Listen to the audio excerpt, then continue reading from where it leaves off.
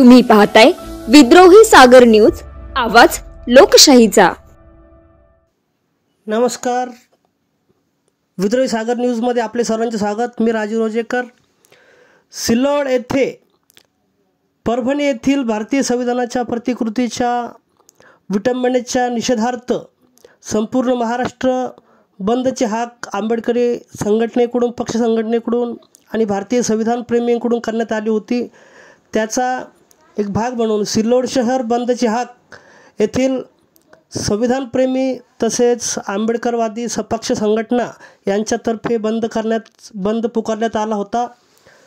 परभणी येथील घटनेच्या निषेधार्थ पुकारण्यात आलेल्या महाराष्ट्र बंदला पाठिंबा म्हणून सोमवारी सिल्लोड येथे कडकडीत बंद पाळण्यात आला व मोर्चा काढून दोषींवर कारवाई करण्याची मागणी करण्यात आली।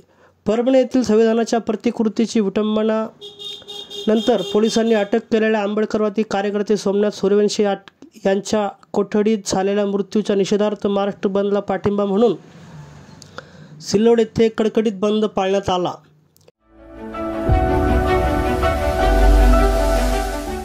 तुम्ही पाहताय विद्रोही सागर न्यूज, आवाज लोकशाहीचा।